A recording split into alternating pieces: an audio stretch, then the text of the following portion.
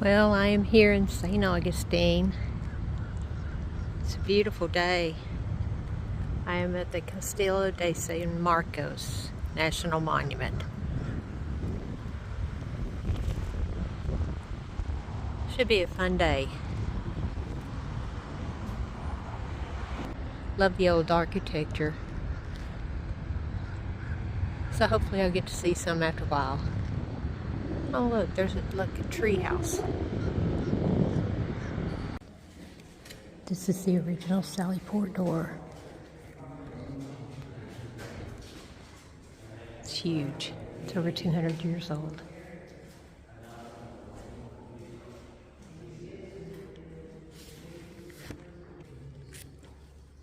And this is an original coat of arms from 1600s.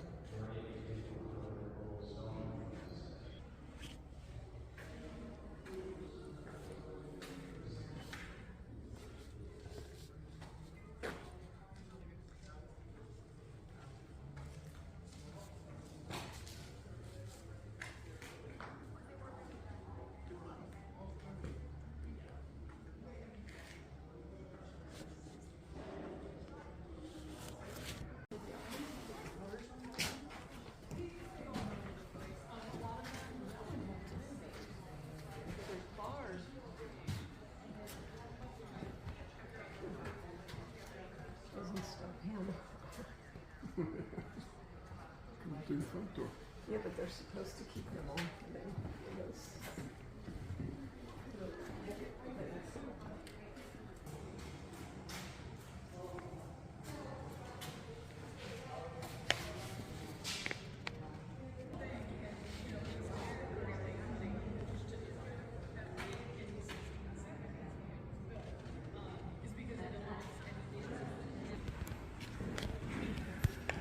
What time is it?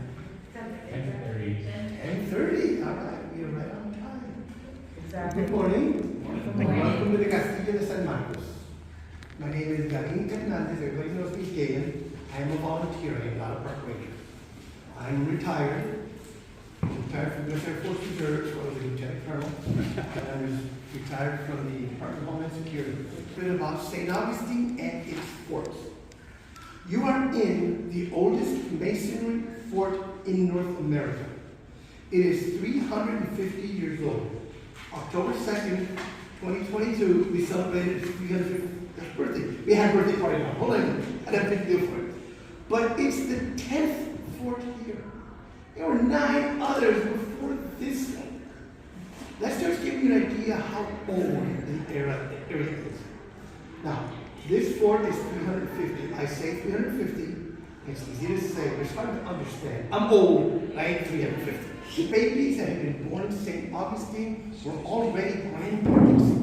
The first baby born in St. Augustine, Martinico de Arguelles, was born in St. Augustine in the year 1566. Pilgrimton arrived in 1620. It was a continuously inhabited city in North America. But it's the 13th attempt by Europeans to put some kind of colony. The first 12 failed, everybody died. The first time a European made it to North America was one Ponce de Leon. I'm sure you've heard the legend of the Fountain of Youth. He arrived just about 10 miles north of a place called Punta Vedra in the year 1513. You realize that it's 107 years before the Pilgrims?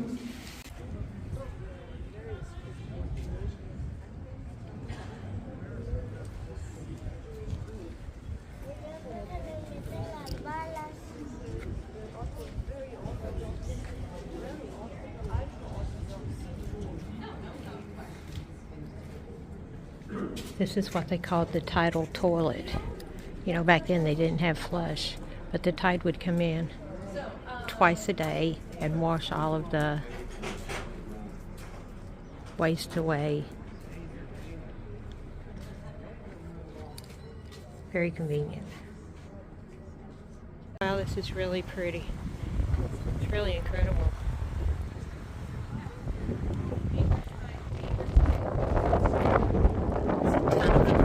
Here.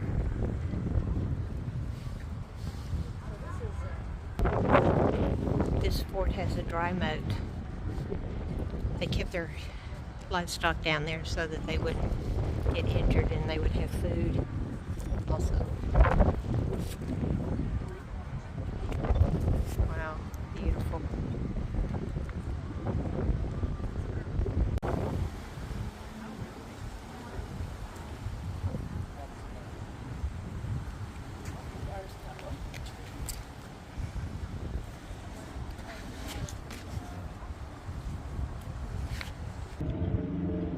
This tells the different cannons and how far they would fire.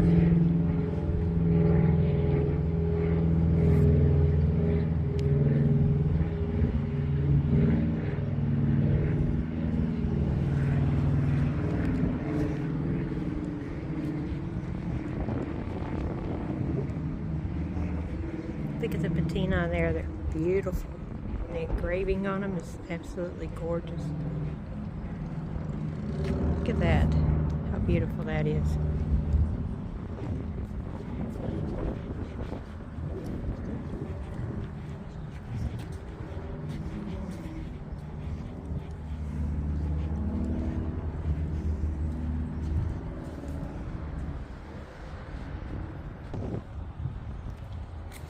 This is like the 9th fort that they have built here. The others kept rotting. Some would burn down. But it was an interesting story that he told of how they would build it and it would rot, or they would mutiny because they were tired and they wanted to go home, and they would burn it down themselves. Very interesting history that you never learn. At least I didn't in school.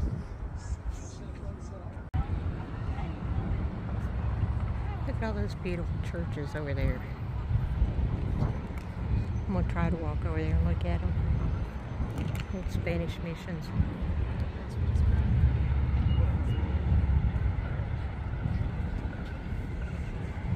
So I am walking downtown. About got run over by the trolley. Wouldn't you know?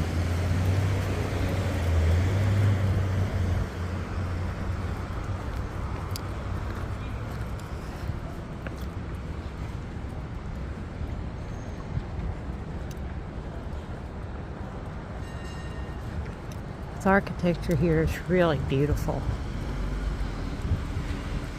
Pavement is really hard to walk on though. Wearing my leg out.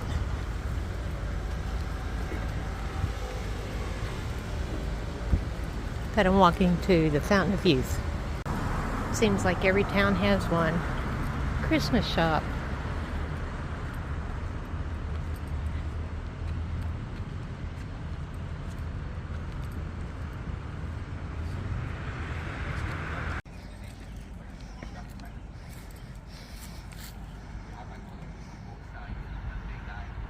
This is gorgeous. With the live oak trees and the Spanish moss hanging from it. It's gorgeous. Well, I made it.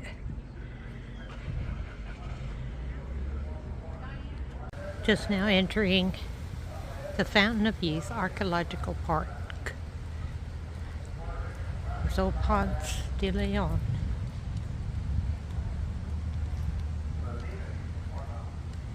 Oh, look, peacocks. Cool.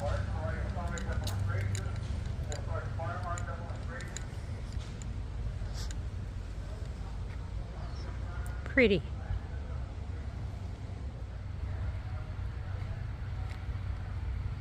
Guess you're not going to spread your wings or nothing.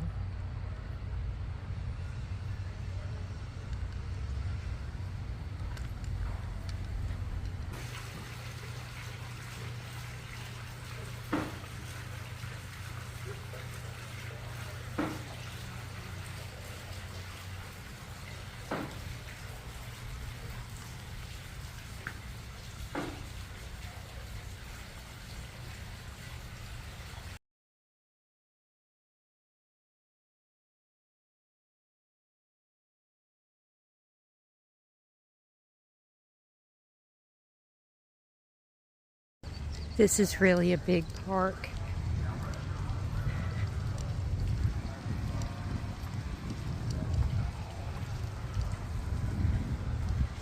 Well, I drank from the fountain, so we'll see if it helps me any. You are looking at the first Christian Indian burial grounds in the United States. On April 13, 1934, while planting orange trees, a gardener accidentally came upon the first skeleton. The authorities, having been notified, determined the bones to be of an aboriginal Indian.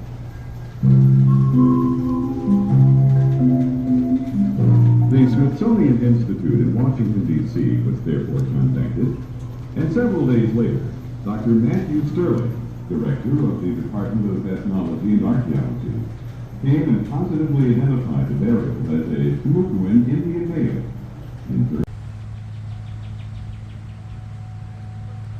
King Setter Tuwa. I cannot pronounce these names.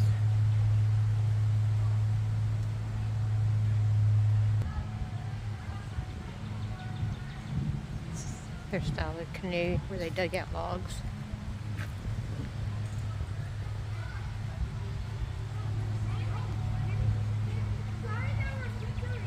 Wow, they got a whole village here and a fire going.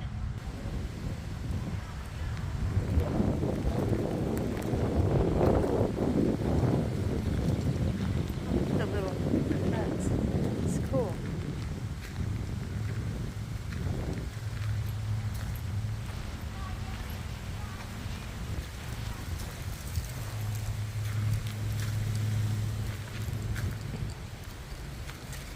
Looks like a gator skin. Cool.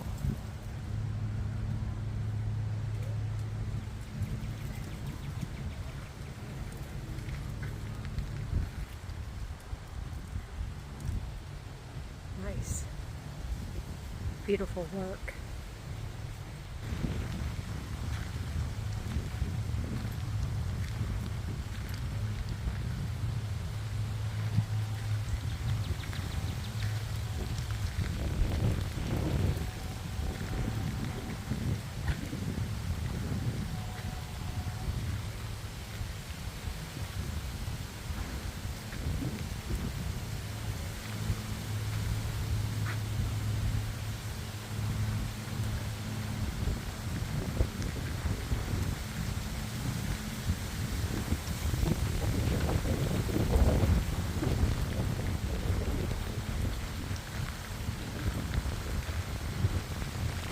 Where our boathouse stands today.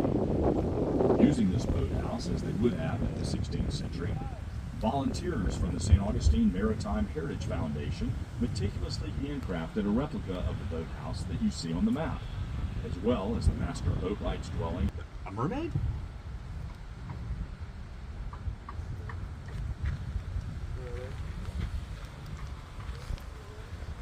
Those boats were named chalupas. Funny. Now it's something to eat.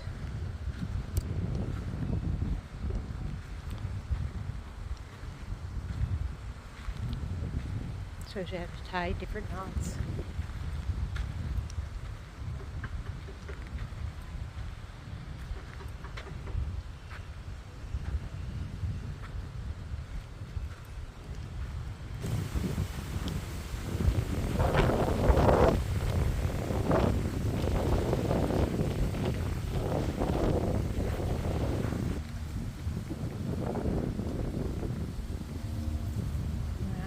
Those.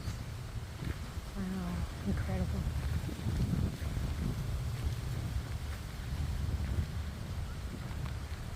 '18th and 18th century cannons. Wow, they look like they've been through it. Amazing. They still fire them here. I don't know when, but I was told they do. And I tell you, I love these trees. They are awesome.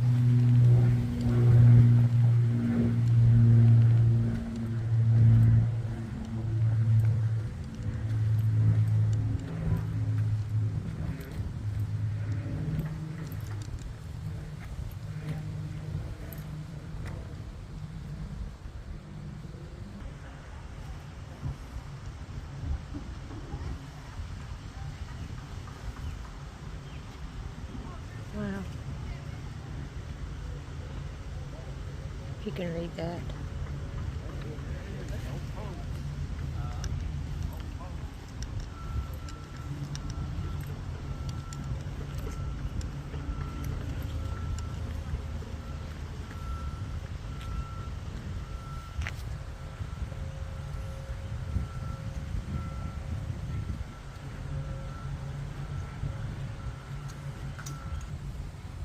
Oh man.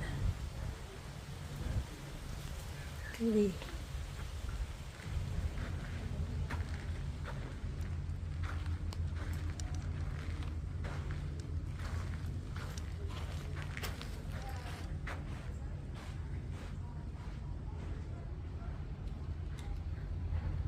Church.